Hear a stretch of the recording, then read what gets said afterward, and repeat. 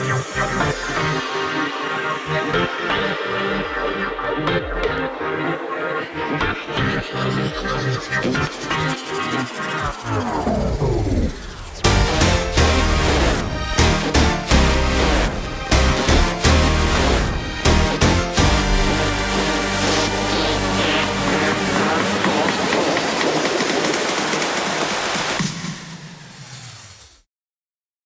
Innocent Lives Foundation is an organization that I started that is made up of security professionals that want to help save children from the horrors of child abuse. We use our skills to uncover and unmask those who try to anonymously hide online while spreading, producing, and profiting from child abuse material.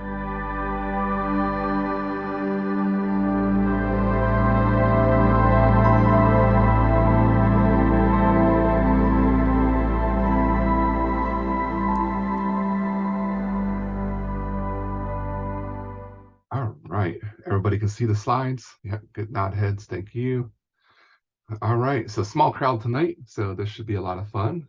Jonathan usually brings humor to his presentations, so we'll move through our slides probably a lot quicker than I told him because of the smaller crowd, but we'll see. Anyway, welcome to the monthly meetup of Southwest Florida InfoSec community, or SWFLSec, located along the Southwest Florida Gulf Coast, with my co-host Megan. You can see her in the crowd over there in your videos. We're also DEF CON Group DC 239 and DerbyCon Community Group. And I also run Space Coast InfoSec Community, or SpaceCoastSec, which is DEF CON Group DC 321. We're located on the Space Coast of Florida, so we're covering both coasts now. Really exciting. We meet every month, the third Tuesday of the month at 6:30 p.m. All meetings are free, and come learn with us and network with us and talk with us. Just hang out. Here are our QR codes. I won't get into how cliche this is with a security group. Just feel free to scan them. They are safe links. They are to our websites and our social media sites and our charity of favor, the Innocent Lives Foundation, who we have Shane here tonight with us. Shane, would you like to give a blurb about Innocent Lives Foundation, please? Sure. I think most of you guys know what we do, but the short story is we hunt pedophiles on the web, people who are already doing bad things to kids. We've done 758 cases so far. We've got 479 submitted. Little inside info, we got another 30 plus sitting there waiting to be accepted by law enforcement, which is going to push us over the 500 mark. And we got 95 active cases we're working. So we are really, really busy right now because there's a lot of, not the word I want to use, bad guys out there on the internet doing things to kids they shouldn't be doing. So every single time you guys help us out and donate, it helps push that mission forward. So thank you. Yeah, we appreciate everything that ILF does for keeping the children safe and also publishing articles on their website. So for those interested, Shane will link the website there in chat to learn more about ways that you can help out ILF and also help out your own friends and family with just supplying articles to educate them on how to keep themselves and their kids safe on the internet. Thanks, Shane. Thanks, Mike. Real fast, the other thing we're doing is we've started talking to different school systems. So we're starting to go out and actually talk to the kids. In fact, Chris is going to be speaking this week coming up, and he's speaking to the entire school system there in a private school. And so we're excited about that. And also, if anyone's company would like us to come and present, we can customize the presentation, talk to you about what to say, what not to say, and help raise awareness at an intercompany level. Oh, that's fantastic. It's great to start getting out and doing community outreach like that. Be interesting if they see how companies respond and how those presentations go. I imagine working with HR and legal departments should be the most amount of work that you may have there. So far, it's not been a problem. No? Yeah, we've been working with Cisco and Macy's, so two very large companies, and they've been very, very accepting. Great. All right. Well, good to hear. Keep it up. Yeah, since the pandemic, I guess you've seen a trend upwards, unfortunately, of this kind of stuff, right? And it just hasn't gone away. You haven't seen a bump back downwards then. There is no bump back downwards. It's just seems like once it goes up, it just continues to head that direction. All right. Well, that's a shame. Okay. Well, thank you again for everything you guys do, Shane. Appreciate you coming out and letting us know about everything that ILF is working on and expanding and how to get a hold of you. All right, moving on to the next slide. So Southwest Florida and what would you say, the east side of Florida, East Central? I don't know what to call it. Yeah, I haven't figured that out. Has a lot of tech groups. Most of these logos you'll already be familiar with. I think all of you here have seen these logos. But just going down the line, starting the right side, Southwest Florida Sec, that's us, as well as SpaceCoastSec here in the middle. Then there's VR and AR of Southwest Florida, so anything virtual reality, augmented reality, extended reality, mixed reality, all the realities, check them out. Southwest Florida Data is dealing with everything big data, a little bit of AI and ML, I think, as well as data privacy and security issues. Of course, we got the OWASP chapter that David Pirro is co-hosting with me now. And unfortunately, David couldn't join us tonight. That next meetup is coming up in April, the beginning of April, I think April 4th. I'll have to check the dates. Space Coast Cyber is another group here. They're the social group. They're actually meeting this Thursday at a local pub. If you're in the area, check them out. They'll meet at 6 p.m. And a great group of people that go hang out with, have a few drinks, whether it's alcohol or non-alcohol, they're both served. It is a family-friendly environment. And just go out and network and chat and just relax after work. There's Southwest Florida Coders for all things programming. They've got so many members that they probably have somebody that knows about every single programming language there is. So if you're needing help with programming, reach out to them. They have meetups monthly, sometimes twice a month. And then I'm going to get this wrong. PyLadies South Florida used to be PyLadies Southwest Florida, and PyLadies South Florida were two separate groups. They merged, so now it's just PyLadies South Florida. They have monthly meetups as well. They're working on a new schedule, so check out their meetup page if you're interested in Python. And then there's the Tech Alliance of Southwest Florida, which is a conglomeration of a lot of these groups: Southwest Florida Coders, SWFLSec, VR and AR, Southwest Florida. I see Python Southwest Florida, not PyLadies, and Southwest Florida Data are all members. The objective there being to have community outreach where we have presentations quarterly that's more public oriented. So they're not as such tech deep dives, and it's more accessible to the general public. So feel free to check them out. Moving along, upcoming events. Here's all the links. I will dump these links in chat so you don't have to write them down. So we will just skip past this slide. Again, I mentioned the upcoming events, Space Coast Cyber, coming up the 23rd of February, 6 p.m. Intracoastal Brewing Company. They are their own microbrewer, and they have food on the lot. They don't have their own kitchen. I learned there apparently is a loophole in the system. You can have a food truck there that's permanently parked there, but not considered a food service. So you don't have to license the same way. It's interesting. So yes, they have food, they have drinks, they have a bunch of other things, and there's some other stores nearby. It is kind of a downtown Melbourne thing, so it's a nice little area. Oh, we got Capri joining us. There we go. So that event coming up on Thursday. Some other events. So just like we were a sponsor of the Tampa Cybersecurity Summit, we're also going to be a sponsor of the Miami Cybersecurity Summit coming up on Friday, March 17th. And because we're a sponsor, they are giving everybody free admission from SWFLSec and SpaceCoastSec. If you hear from SpaceCoastSec, like Capri is joining us. And you just got to enter the code. You've got until March 13th to use the code if you're interested in going. So it is there on the screen. Feel free to snag that and go take a visit. For those of you who did make it to Tampa Cybersecurity Summit, I heard good reviews of it for those who attended. So Megan, I think you were carpooling. Yeah, I ended up just going by myself. There was like a ton of people there, a ton. So other than that, it was really good. Like the talks were really good. The venue was pretty good overall. So it just happened to be the weekend of Gasparilla. So that was a bit crazy. Yeah. And John, I saw a thumbs up from you, Jonathan. Yeah, I was actually really impressed with the turnout. There was apparently 1,200 people registered for the event. When I got there in the morning, the registration line went all the way around the conference center. Wow, that's pretty good for a live event. Yeah, and I think our metrics showed that we had 7 people use our code to get in. So that was, I think, pretty good. Typical meeting numbers. So that kind of matches up. So we're hoping for the same turnout in Miami. So anybody wanting to go, grab the code, head on over.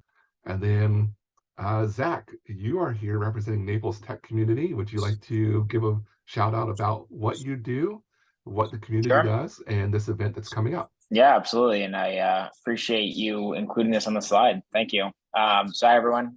Zach Croto. If you guys don't know me, I'm a account manager at Presidio, but I also founded the Naples Tech community down here in Southwest Florida. Obviously, this is open to really anybody that wants to come to it. But basically, I just started Naples Tech community as a way to pull together all different minds of the Southwest Florida tech community, and basically have happy hours every once a quarter. Everyone shows up. Whoever shows up to these, it's this one we're doing sponsored, but there's no like sales presentations or anything like that. It's it's really low key, and it's just meant to we all have stressful jobs. It's just a great way to network with people that are doing a lot of the same stuff that we're doing and expand your network. So the next one will be at the Arthrex Innovation Hotel. Obviously, there's a number of sponsors here. The bar will be sponsored, as well as the space. So feel free to come in. There's no specific registration. You just click accept right on the LinkedIn page. So yeah, I mean that's pretty much about it. Appreciate all your support. Hey Zach, can I post that in our on our meetup? Absolutely. Okay, sweet. Yeah, Thanks, thanks Mike. for suggesting. Thanks, Megan. Yeah, thanks for just suggesting that, Megan. And then Zach, I know the last one you were looking for charity donations. Are you doing the same thing for this one too with the charity that you support? We aren't doing it on this one. Okay. Not for any specific reason. We just didn't set it up with this one. Sure. The event has from a registration perspective, about 250 people have RSVP to this one. We had about 50 or 60 show up to the last one with about 130 RSVPs. So I think we'll probably see around 100 people at this one, which would be quite a big growth from the last one, which is nice. Yeah, you're gonna pack the hotel if that many show up. That's for sure. Yeah. The bar area, the area that will Yeah. likely have you in, you'll We're fill actually we're going to be in the courtyard, so I expect there's going to be some overflow into the bar area for sure. Okay, great. Looking forward to it. I won't be on that side of the state during that time, so I'll miss it. But hopefully, others here can attend, and maybe we'll get a few more people to come by just by advertising it through our Meetup page as well. So, Cool. Thanks, guys. You're welcome. Oh, and if you could post the LinkedIn link to chat, because I don't think I had it on there. Yeah, I don't have it on here. So if you could grab the link and dump it to chat, thank you. Oh, and I didn't take this slide out. This is from last month's event. This is the upcoming event. It's no longer upcoming. It's past. It's actually from January. It's not even, well, yeah, that is last month. We're not through February quite yet. But Tampa Cybersecurity, let's just go ahead and delete that now. We'll just delete that. See, all of us have technology issues, Jonathan. You crash Zoom. I forget to take out slides. All right, so we're to the part now. Tell us your needs. Are you seeking a job? Are you seeking to hire somebody? Or do you have other needs? Feel free to take over the microphone for now. I will mute myself for a few minutes, or at least a few seconds. We'll see. Hey guys, I'm Eric. I work at Hertz. We're hiring positions specifically within our team, Identity Access. We're hiring analysts and engineers. So if you're interested in joining the Identity Access team at Hertz, please let me know. I can send you the job postings and I guess walk you through the expectations of what we'll be looking for. Additionally, our plan is the Hertz plan is to in-house a lot of the IT jobs that have been outsourced over the past however many years. So there's always IT job postings on our page. If there's any of them look interesting to you, I could probably reach out to somebody who knows about the job. Thank you. Thanks, Eric. All right, I'll go next while people are waiting to figure out what they're going to say. Just like Eric, we're hiring as well over at Arthrex, medical device company here in Southwest Florida.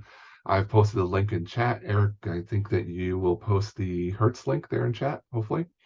And we're also always looking to expand our teams. There are several IT oriented job openings, as well as I think we have a product security opening, which is the team I'm on, and some other openings like business analysts, software QA. So there's a little bit of everything for anybody who's looking. Feel free to take a look. Reach out to me if you have questions. That's fine. Again, that link is in chat, but it's careers.arthrex.com.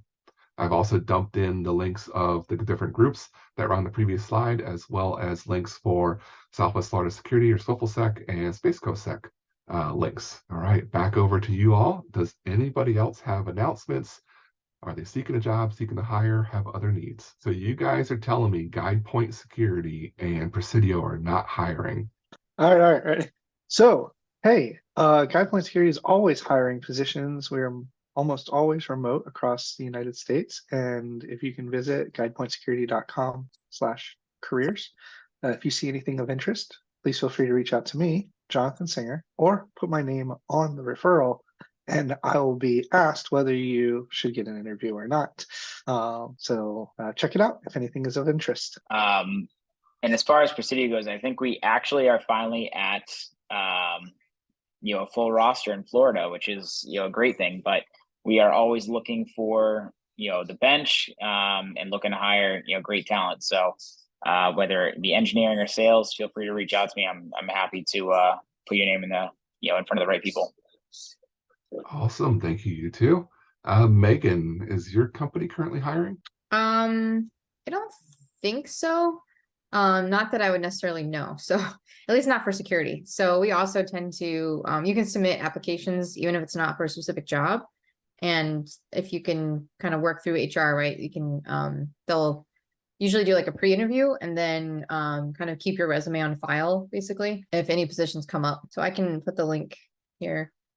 We also do internships as well, but they're more for like people in a typical like university program, I think is who we usually reach out to for those. But yeah, I put the link in the chat.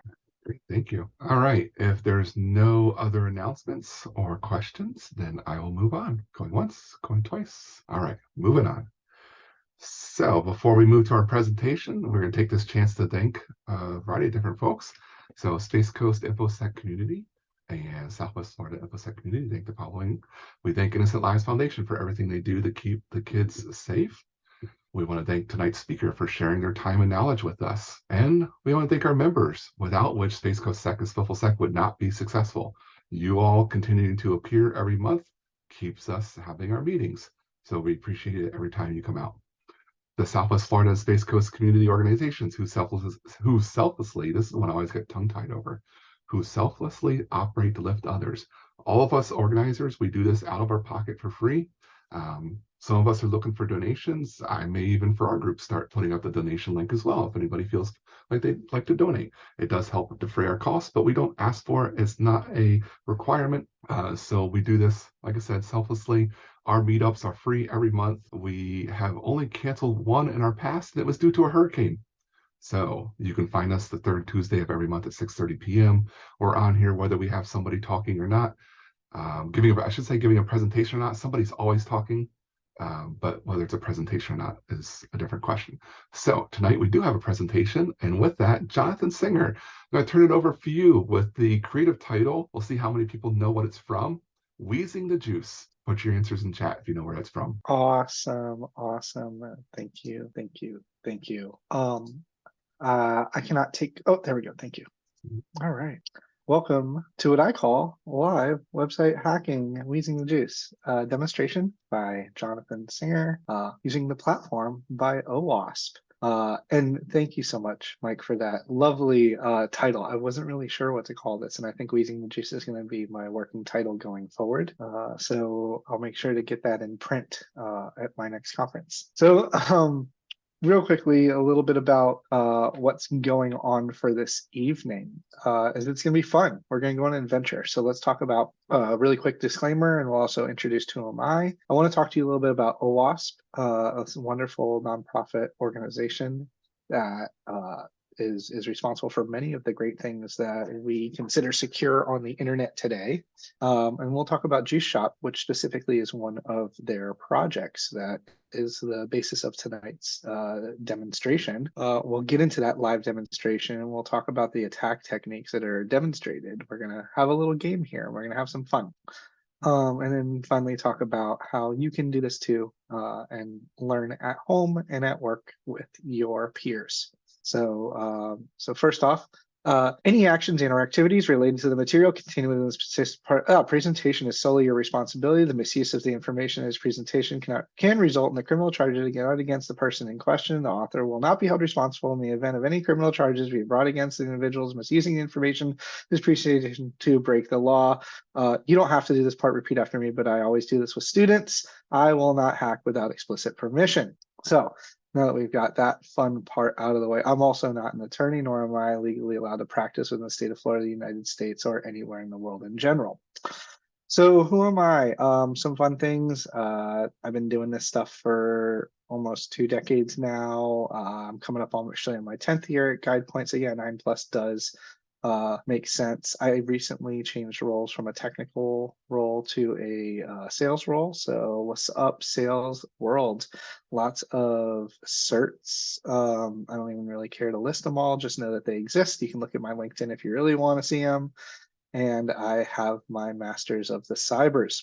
But one thing is that I do tend to do a lot is I love talking at professional associations, just like this one, and some of the other great brands listed on this slide. Oh, you called us professional. Thanks so much.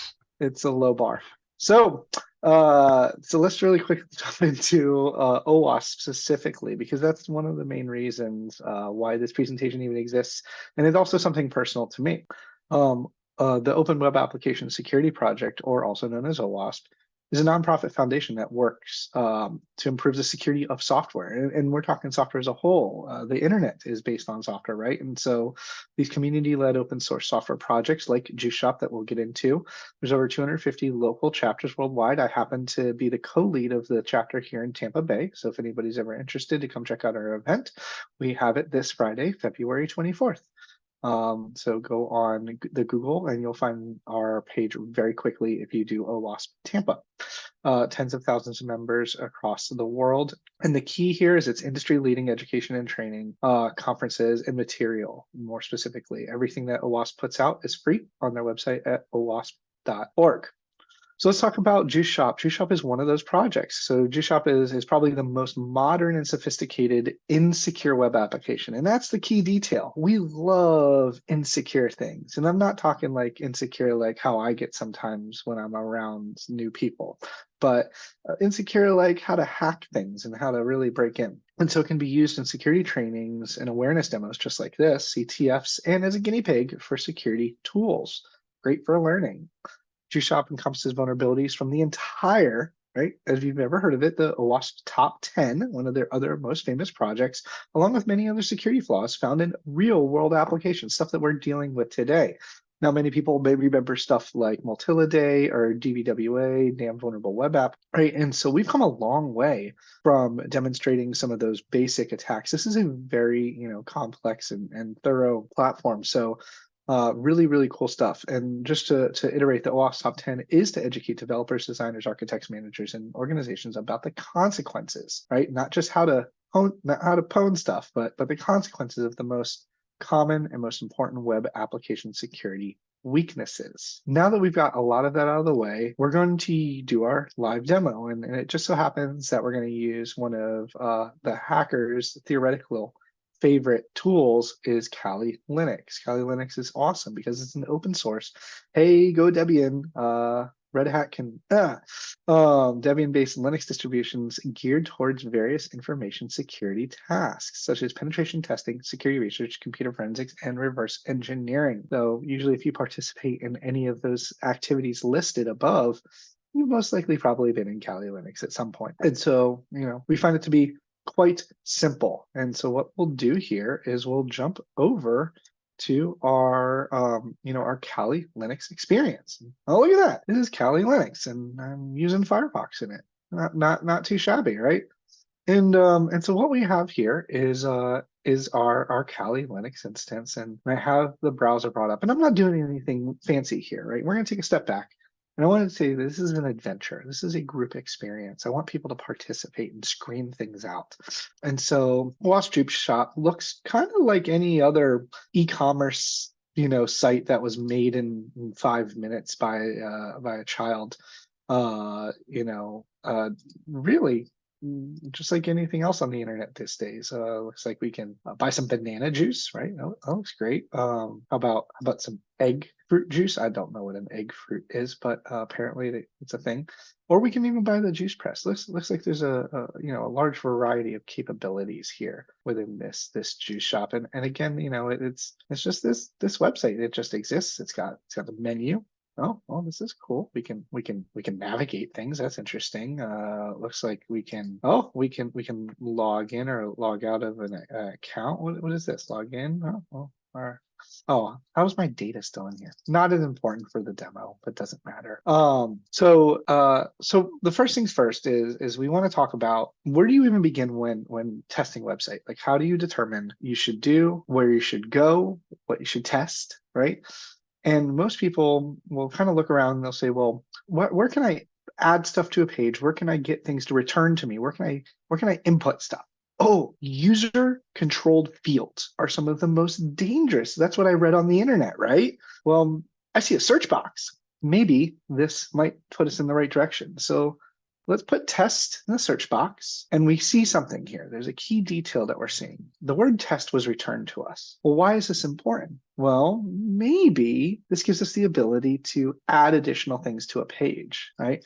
And we're not just talking like test. I mean, I'm going over here and I'm going, let's see here, test. All right, we can get ridiculous, right? But the best kind of ridiculous is web pages are made of HTML, not a bunch of text. So if we add a bold tag, right? So $B, character less than B greater than, that had a direct influence on the page. We might be onto something here, right? And so part of our initial process of testing is going after all of the inputs, going after all the places that allow user data to be submitted, just to see how the website responds to that data. And this is really basic stuff in the sense of we're just throwing text out there, we're getting text back. So let's take it up a notch. Do you think that search box is meant for HTML tags or weird characters? The designers probably never expected anything of the sort. They probably just expected text, right?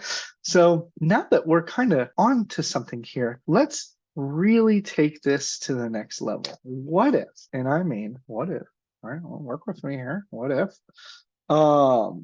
actually, you know what? I'm going to do one thing. I'm sorry about this demonstration, but I need to clear my cookies because I have a strange feeling that my cookies are going to mess this up from my last demo. So I'm going to dump all of my cookies just to make sure that nothing accidentally has an effect on the way I do this. But it's all good. Local start, empty. Good. Okay, cool. Perfect. All right, so back to the demo. So we acknowledge that this is keepable. So what's the next logical step? That's some really malicious HTML, right? Let's just jump straight into it. What about cross-site scripting? Cross-site scripting, what does that even mean? Well, let me show you. Let's take some more dangerous something like maybe like iframe, and we'll give it a source and we'll do something. We'll start writing JavaScript immediately. Java, let's see here, script, yeah, kind of something like that. And again, I read this somewhere on the OWASP website that if you copy and paste this really cool little HTML tag and dump it in search boxes all over the internet, sometimes weird things happen just like that. You get a pop-up. Don't go dumping it on weird websites all over the internet. But what we just noticed here is that we're not just adding HTML. We're adding functional JavaScript code to a page. And it's going to be very dangerous. In fact, let's talk a little bit about what that means. And so if we go over here, cross-site scripting is kind of a big deal. It's in the OWASP top 10. It's been there since as far as I can remember. And what's happening is there's three types of cross-site scripting. There's reflected, right, which is an application includes the unvalidated, right, keyword here, and unescaped user input as part of the HTML output. That's exactly what we just saw, or what I put in, it returned to me very kindly. There's also stored cross-site scripting, where the application stores the unsanitized user input that is viewed later by another user or an admin. This is often used when you can store cross-site scripting that's returned to a page, but in a database. Therefore, it is returned multiple times over and over and over again, not just that one instance where you used it. And then we have DOM-based cross-site scripting, right? This has a lot more to do with the environment of the page and JavaScript frameworks, where you have single page applications that are a lot more dynamic. We're seeing more of this on the internet, but it's a lot more complicated than the first two.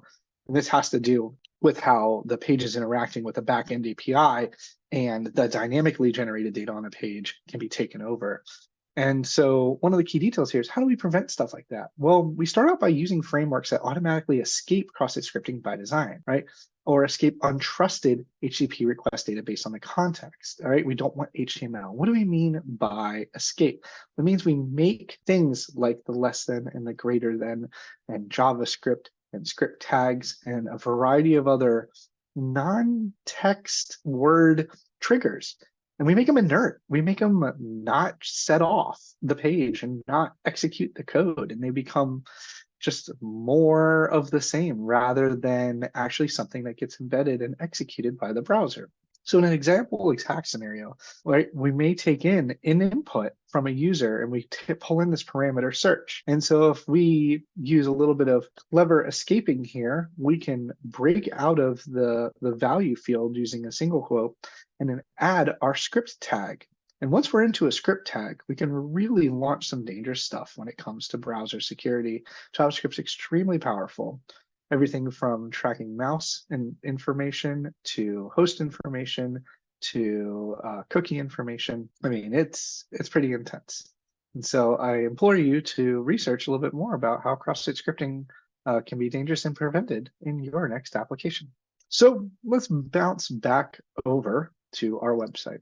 So, interesting. This website is vulnerable to cross-site scripting. I'm going to keep that in mind because usually if an application is failing on security right on the home page, it's going to fail all the way down. So let's see where else we can go with this. Let's take a minute and pop over to the login page. And again, I've got some credentials in here, and this is just, things that I stored in the back in the day. Don't worry about that. But there's another thing too, right? Well, we can always try more cross-site scripting. And you think that will do anything? Let's log in, and no, nothing happened. In fact, it didn't even return anything to the page. So I'm going to guess that cross-site scripting, in fact, some kind of HTML attack, is not really going to hit hard on this particular page. So this is where we have to start. Ooh, oh man, stop storing my passwords. This is how we have to start getting into more, let's say, creative aspects, right? So what are some other things that we can put in these login boxes? Let's try an ampersand sign. What do you think that's going to do? Nothing. What about a quote? I heard a quote is actually, really dangerous. I read that on the OWASP website. So if I put in a single quote, let's see what happens here. I see something happen. Object. That's not the same error message that we get when we put in, junk text, invalid email and password. So by simply testing and putting characters that are not expected by the application, we start to see it respond in funky ways that are kind of hinting at us, something is not behaving correctly. So let's keep an eye on that. So we like quote, it makes the application misbehave and it leaks data to us. Clearly, object is some kind of hint because of the way it put the brackets around it. Now, again, I don't really know what that means, but we'll find out. So let's do this together. If we take a look at the inspection tool, and these are really great. If you're not using the inspection tool, you really should check this out. And there's this thing over here called console, right? And this is the JavaScript console. This is kind of like what's going on. And so let's log in. And I noticed that our error, right, was clearly outlined in our console, but we can really dig into our error. We can get all kinds of information on our error. We can see if there's cookies created. We can see what the requests look like, right? There's my single quote that's passed off. But something really interesting happened here. We got a response from the server. In fact, our single quote caused the server to respond in such a manner that it's kind of giving us too much information. In fact, if we zoom in very carefully on our error message here, we will see that it's actually an SQLite error message. Wait, SQL? So are we talking about a database here? Didn't we just talk about databases in the previous slide on cross-site scripting, and you just told me this is not cross-site scripting? All right, there's something weird going on here. We need to investigate. So if we look at this very closely, we'll see that it goes on about, I don't know, some token. This doesn't make any sense to me. All right, I'll tell you what, we'll come back to this because we know that there may be something that this is useful later on in our adventure. So let's continue. I hate dead ends. I bet you do too. So let's take a step back. All right.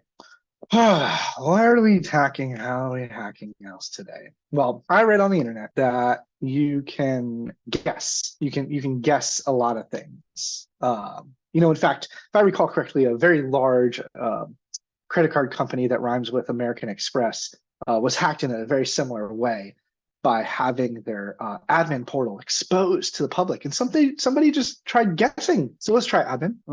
It was the intern's fault. It was the intern's fault. It's always the intern's fault. Well, this is interesting. Admin took me back to the homepage. That's not really good. How about secret? Secret's always a good one. Secret. Nope, no, that took me back to the homepage. Let's continue. Administrator. Yeah. No. How about administration? No. Am I typing this all correctly? Wait, what did the website just do? And why did it do that? So admin took me back to the homepage. Administrator took me back to the homepage. But administration, this is a little bit different. The website is responding weird again to my user inputs. Very interesting. Again, we always want to poke and prod and test at all the different things that allows us to add data to a website, right? Isn't that a little strange? I wonder what's going on here. Why is this blank? And it didn't take me back to the homepage.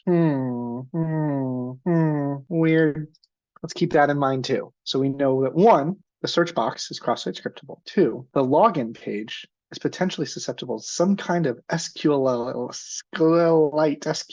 whatever they want to call it, database thingy. And 3, there seems to be something going on with an administration page and they don't want me to see it. I'm going to get to the bottom of this. All right. Well, you know what? I'm done being a manual tester. Let's jump into tools, right?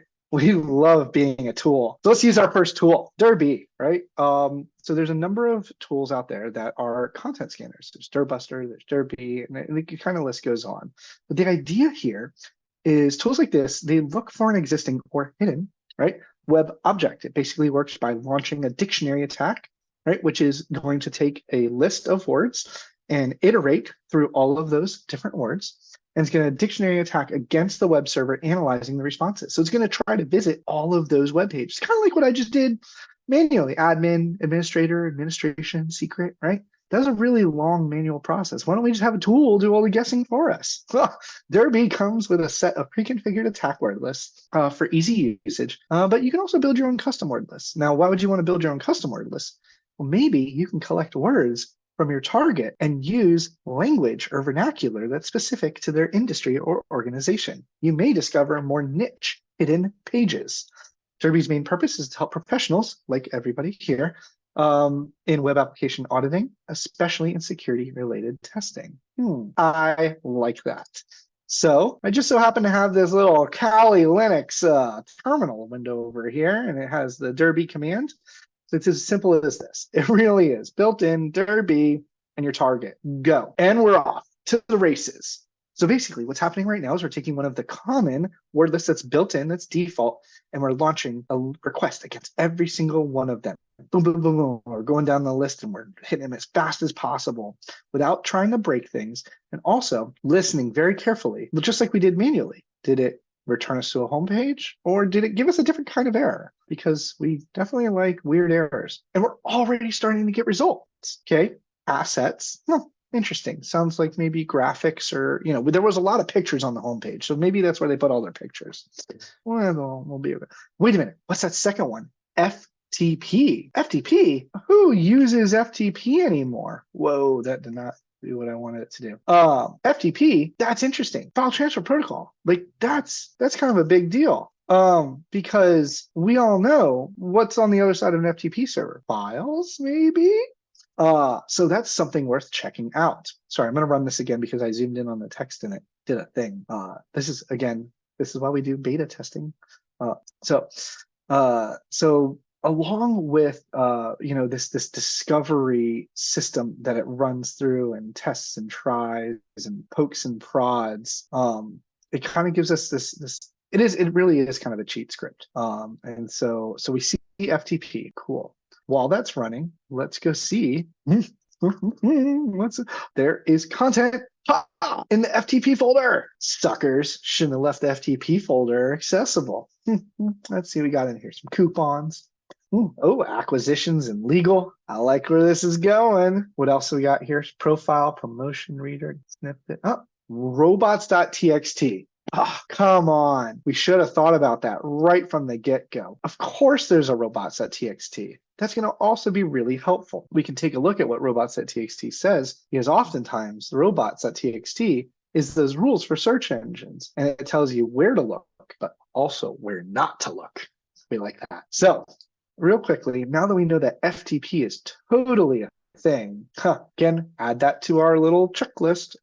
Let's go check out that robots.txt file. And this seems to have crashed. All right, first lesson, kids. Did you know that when you're attacking a web server, you can take it offline? Do not run heavy tools like that. So part of this is to show that when you're automating tools against a particular target, there is the potential to crash it. There is the potential to take it offline. And what we just did is we just did a denial of service, and that is dangerous. So always keep in mind when performing your testing that it is possible to drop a box. Even if you're a licensed penetration tester and you're doing this for a living, you probably have heard the horror stories of taking things offline, especially when they're in production. So consider that a lesson. But luckily, I have the magic button and I can turn it back on. So now that we have brought it back online, let's go ahead and revisit that robots file. Because remember what I said, it's not just about what you can do, it's what you shouldn't do. Look at that. If we just looked at the robots.txt from the get-go, we would have known that FTP was a thing. So where am I going with all of this? Tools like Derby allow us to quickly run through a list of potential targets on a host to determine if they exist and determine if there's potential for something on the other side. Things like robots.txt may leak information regarding places on a website that you do not want a search, like a spider from a searching tool to find.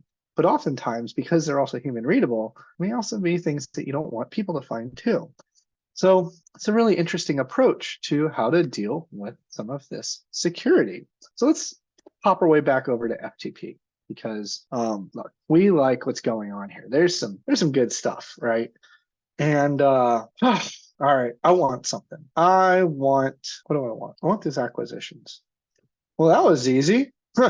Downloaded, done, cha-chinged, harvesting data. Let's get this announcement. All right, cool. Let's get these errors. Whoa, what happened here? Why was I just allowed to download those other really critical business files, but I can't download this error? Oh, let's take a look here and see what it says. Only MD and PDF files are allowed. Well, that's junk. Who says you can only download MD and PDF files, but I can't download a YAML file or a PYC or even a back file? That's really disappointing. But you know what? I don't care. This is just a challenge for us. In fact, this is e-commerce.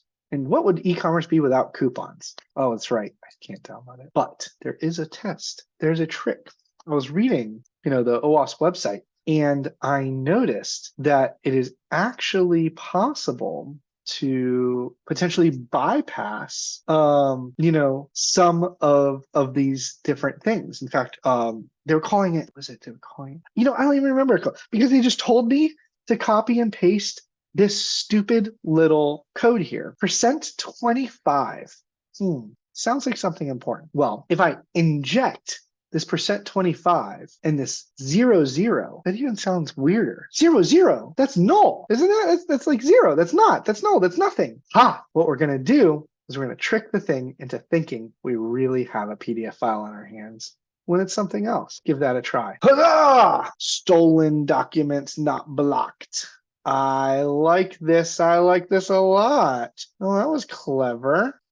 We should be able to do this more often. But what the heck just happened? Well, it just so happened that's a little bit more complicated than just dumping 00 into a document. What we did was called a null byte injection attack. What happens here is the null byte is a bypass technique for sending data that would be filtered otherwise. So clearly they had a filtering system on their website that only restricts you to .md and .pdf files, but not .bak. And so the null byte, it relies on injecting a null byte character, %00 or /x00 in hexadecimal, right? Or %00 in we'll call, I believe it's an ASCII or a Unicode metric to supply data, and its role is to terminate a string. So that's interesting. So what we did is we gave it a file name that validated its filter, but then when the request went into the download from the server, the null byte chopped off that .pdf part and went back to the original file name. So it's kind of like a Band-Aid that you put on just to get past the check, and then you rip it back off for your original request. And so, interesting. That was a pretty cool attack, right? Using frameworks that automatically escape user input design. There's that escape again, because we need to prevent these kinds of things, or escaping untrusted data. And so the trick here is again, making sure that when data is passed along from the user, it is always considered untrusted and dangerous. And we have to make it inert. We have to not allow it to function or process as the attacker may expect it to. And so in an example scenario, an attacker wants to upload a malicious PHP file to the server, but the upload function only allows PDFs. So the attacker constructs a file name like malicious.php nullbyte.pdf and uploads the file. What's going to happen is the application is going to read the PDF extension at the end of the file name, validate it for the upload, and then later on in the code, the null byte is going to essentially chop right at that point, and the file that is plopped onto the server is that original PDF or that original PHP file, right? And so it throws out the end of the string due to that null byte. So the malicious.php is now put safely on its destination. Very tricky attack here. Now, the reason I did the %25, then 00, is because the percent symbol itself needed to be also encoded. So %25 is the percent symbol, and then inherently that percent symbol then rides up against the 00. So that's how we did the null byte. And there's a number of different ways to demonstrate this null byte attack technique, but I hope that was pretty cool. And so again, we're making our way through the system. We're stealing things. We're finding secret folders. We're discovering potential attacks. Right. This is pretty damn cool. So John, quick yeah. question here, if you don't mind. Yeah, sure. So as a developer, if I say, okay, John's taught me something, I need to filter for these types of attacks based on the data that I'm receiving from the client.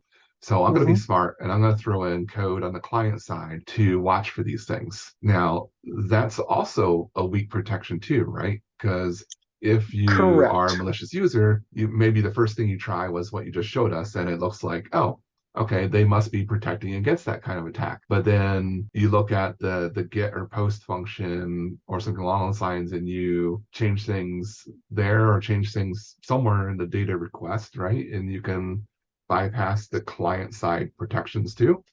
So yeah, don't mind that. So the challenge therein comes, right? You first off, you never want to allow the power to be in the hands of the user, right? Because it will be abused. It is guaranteed.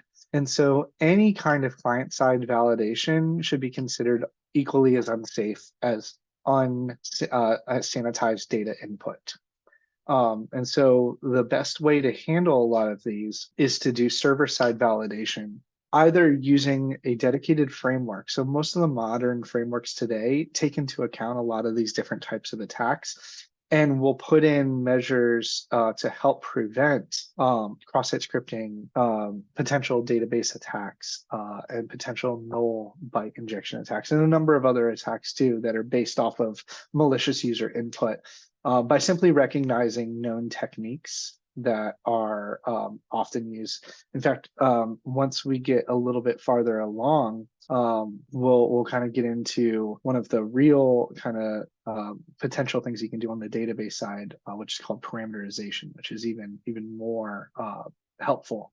But the key here is consider the user always malicious. Client side, dangerous because the user will figure out how to bypass. And security will always be an interesting challenge because new techniques will be regularly discovered, and those techniques will need to be defended against. All right, thanks for the explanation. Absolutely. So now that we've done enough, I don't know, messing around, we cross-site scripted the search box. We found the secret administration, page.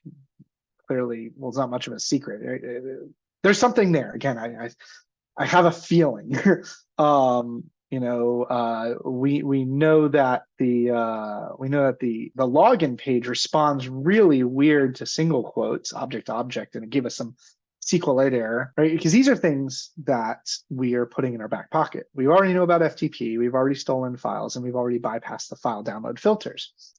So let's take this chance to see what's kind of on the other side, right? Because so far we've only been looking at this as an unauthenticated user. I mentioned earlier that I wanted to that I had an account. Well, I lied. I didn't really have an account, so I'm just gonna make an account. And I think I don't remember my password. What was my password? I think it was I think it was password. Yeah. Anyways, yeah, I don't really like security questions. We're gonna make this as dumb as possible. We're just gonna do that, right? Because again, we're testing, right? We just simply want to test here. So let's go ahead and log in. Well, I keep clicking that with my credentials. And again, it's literally me at AOL.com and password, because the reason we want to always do unauthenticated and authenticated tests is because the user experience may be completely different. There may be a number of menus and items and doodads and widgets that are exposed to logged in users versus not logged in users. So again, let's continue our testing from a logged in user experience. We don't need to be anything special. Again, I just created a fake account, whatever, blah, blah, blah. Let's see where this goes. Well, add the baskets new. That's pretty cool. Because all we had before was just some kind of, just info. So, all right, cool. All right. So I added some apple juice. Let's focus some banana juice. I totally knew that fruit press. We talked about that earlier. All right. Interesting. Okay, let's go take a look at our basket. Again, apple juice. Yep, this all looks correct that I just added. But I don't like following the rules. Mike knows this well about me. All right, just following the rules right out the door, right out the window. So let's get a little bit interesting here. Let's go back to our friend over the inspect tool, right? And we learned earlier that the inspect tool, this inspect toolbar, gives us a lot of great information. It gives us some really cool console information for our JavaScript. It gives us some great view of the HTML code, right? We used to just do view source on Internet Explorer back in the day. But one of my favorite things is the storage section, because this is where the cookies are. Now, more modern websites go beyond cookies. In fact, they use local storage too, and session storage. Right, so these are additional areas that we can keep some information. Let's see if there's anything in local storage. Well, that's interesting. There's a token there. Our cookies. I'm sorry, I don't speak robot. I don't know what this means. But let's keep looking around. Interesting. So you're telling me that total is a variable. That's a variable I can type in? Whoa, that's cool. That sounds dangerous. That sounds real dangerous. Oh man, you thought we had something, didn't you? I was gonna change the price. Nah, it rewrote it for us. Interesting. But there's another thing here.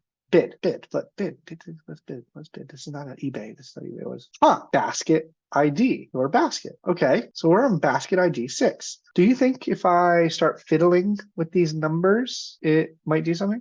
Let's see who's in basket ID 5. So if we hit enter, right, nothing happened. All right, well, unplug it and plug it back in. Whoa, what just happened there? Egg juice and raspberry juice. That's totally not what's in my basket. So it appears to me that the basket ID is a value that is user controlled, stored client side. And the server just, asks, hey, what's your basket ID that was issued to you? And it looks to me like it'll just give me whatever basket.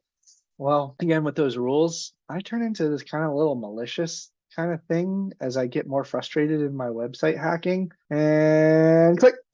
Whoops, sorry, too late, dude. We cleared out somebody's basket. Let's go to 4. We're gonna get ya. We're gonna get you. We are really starting to raise hell in this website. In fact, this is very impressive. The fact that you can look into other shoppers' carts and not just look at them, we can manipulate and modify the data that is in their carts. That's awful. That is terrible. I'm directly affecting sales. This should not be allowed. Interesting. Now, if I remember correctly, there was a song though. Don't be suspicious, don't be suspicious, don't be suspicious, don't be suspicious.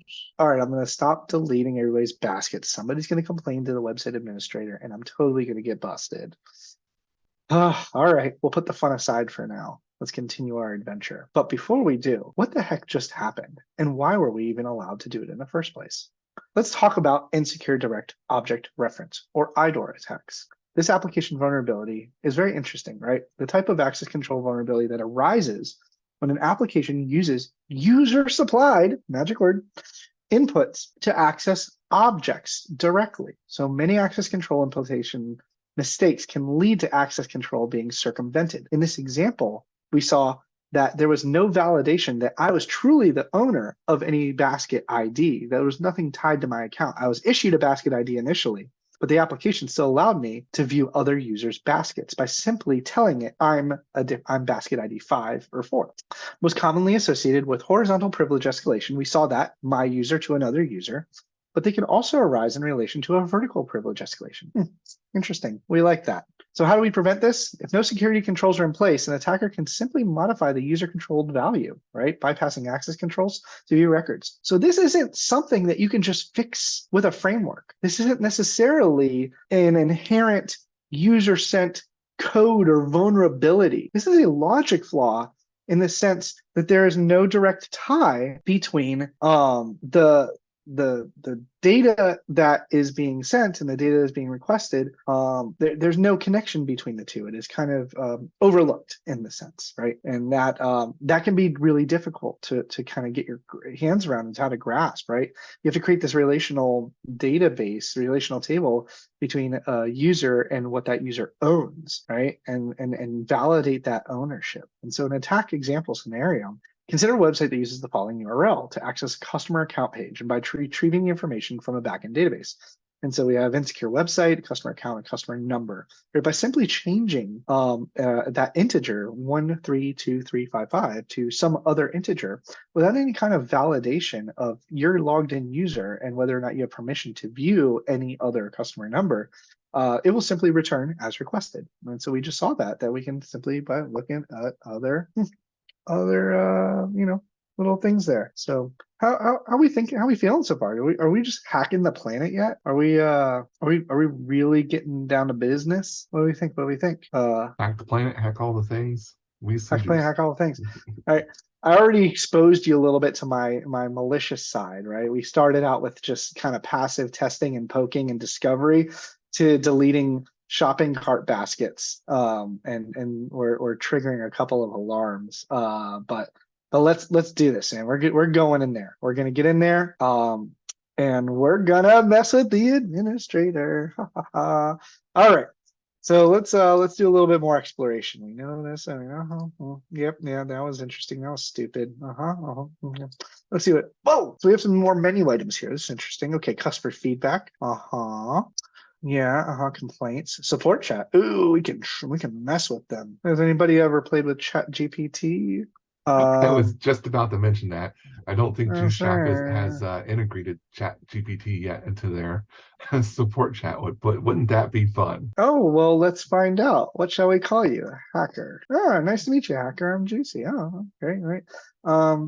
I want a discount. Oh, well, apparently, if you ask the robot, you immediately get a coupon. Who would have thunk? That's pretty cool. Always abuse automation. I'm sorry, I'm just going to throw that out there. This is a great way to show and demonstrate the capabilities of discovering logic flaws in kind of that neural net, and really taking advantage of some of its capabilities. That was really cool. Now it says, the bot says, if you stop nagging, here's 10%. So if you continue to nag, is it going to give you more discounts? More discount. Oh, just 10%. Coupon. Did you consider a membership if you have some money? Yeah. All right. Well, clearly messing with the bot already cuts you in on a deal. Consider that a thing on any e-commerce experience. It never hurts to ask for a discount, or it never hurts to ask for a coupon. I've seen one where it's not much of a hack like this is, but some of the e-commerce sites out there, if you left stuff in your basket and then left the site for They'll 12 email you a hours, coupon. 24 hours, they'll email you a coupon like, oh, we see you had interests, but you haven't purchased it yet. Would you consider if you had this coupon, if you had this discount? So Absolutely. consider There's that your next time you buy stuff from Amazon, eBay, Alibaba, whatever. It could We're gonna potentially call get a that discount if you just wait. You don't need to ask instant gratification. your save money moment from Mike. Okay. I like it. Well, yeah, no, that's really cool. That we can kind of push our luck here. We can really start to lower the price potentially. We saw we couldn't necessarily change shopping cart price as simply, but might as well. We couldn't. We downloaded the coupon file, but it doesn't hurt to ask the robot too. Anyhow, all right, let's go over here. What is this? Customer feedback. All right, let's mess around. All right, it's got my email. That's my comment.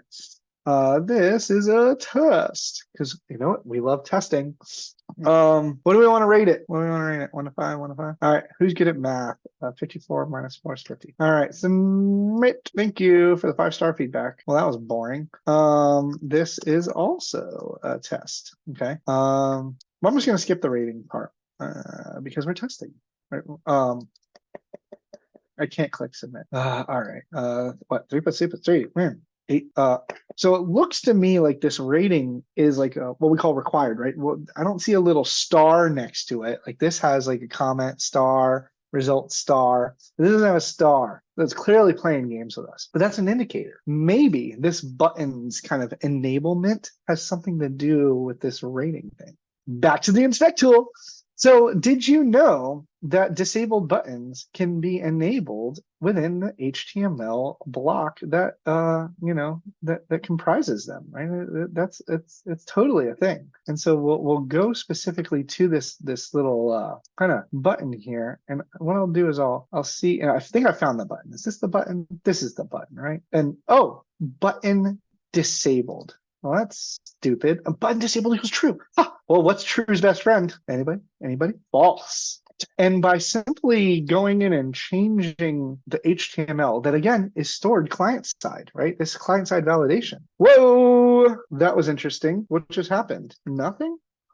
Very interesting. In fact, we're just going to remove disabled altogether because again, we are testing. So you can't just put false people. You really gotta rip the disabled parameter out of the tag. Well, that was cool. We bypassed input validation for a form, a required field on a form. In fact, we can even go and see what our what that feedback looks like. So let's go to the About Us page. Let's see here. Oh yeah, keep up with the mark. This is a test. Oh, look, that's me. Oh, and null, 0. I like it. We gave them the ultimate diss, a 0-star rating on a scale of 1 to 5. That's like when you crank it up to 11. So we're off the charts. So what we just discovered here is that inspection tool is really valuable, again, to help us bypass client-side limitations or restrictions that are applied to us from the website's own HTML code. All right, I've decided we are going to take this to the next level. We are going to be as malicious as possible. I want full server takeover. We've tested client side, or we've tested unauthenticated. We've tested authenticated. We've done some damage. We destroyed some shopping carts. We've discovered some cross-site scripting. We've stolen some files from their FTP. We have, we've given them a 0-star rating, and we've really tipped the scale there. Let's push our luck. Now remember that single quote that we were testing earlier with that object. And furthermore, do you remember how the inspection tool told us that it was SQL based or database related? Well, I read on the OWASP website that there's a type of attack against databases that we can probably try to use here. In fact, it was the one who told me about apparently this. There's a new one that's been added, right? I keep seeing it pop up in my Twitter feeds. Something about John Hammond and the or 1 equals 1 or something like that. Did you see that? I did not, but let's test it. let's see what John Hammond's password looks like. So we'll try this. Right? We're just gonna do it. Ready? And so according to the OWASP website, SQL queries, right? When we check a database, they're Boolean based. It's Boolean logic: true, false, yes, no, 1, 0, right? And so if we create a true condition in all cases, therefore true. And so let's do a true condition in all cases. So what we'll do is we'll give us a try, and we'll dump, again, I'm copy pasting this right off the OWASP website. We're gonna plop it in here. We're gonna see what happens. Fingers crossed. What? I am now the admin. That was pretty cool. That was really cool. Actually, I'm gonna show you an extra a bit of cool here, right? We know that this show password thing is there, but another reason to love the inspect tool is this particular input field may be called type password, but if we get rid of its type, it will just always be plain text, whether we like it or not. And so that's also another cool trick, is if you have autofill on particular password fields, you can turn that password field to a text field, and it no longer does stars. So anyways, back to what we were doing here. Type text is best. Let's log in. So now that we are the administrator account, we can bounce around really here. What does the admin have? They got the good stuff in their shopping cart, I see. Let's take a look. Let's go over here. Oh, well, my profile. Oh, sneaky. Yeah. Do we remember that weird hidden page for administration? Maybe, just maybe, it'll work. Blocked due to MIME type mismatch. Oh, are you kidding me? I can't with you, browser. Well, I promise you that there is an actual administration page here. I have to deal with a version conflict that I will have resolved before my next demonstration of this. But the key is that now that we're logged in as the admin, we are able to view the administration page of the website, and therefore start absolutely destroying things and really kind of kill this from here. And so back to that whole, like, what the heck just happened here? Let's talk about injection for a minute, right? So this is user supplied data that is not validated, filtered, or sanitized by the application. Most commonly, you'll see stuff like SQL injection, which we just saw because the server hinted at us that it was SQL. And OS command injection, which is also really dangerous, because imagine passing commands directly to a terminal. How to prevent, right? So you can prevent injection requiring keeping data separate from commands and queries, right? I mentioned this a little bit earlier. So use something like a safe API, which avoids the use of interpreter entirely and provides a parameterized interface. Parameterized is the key here.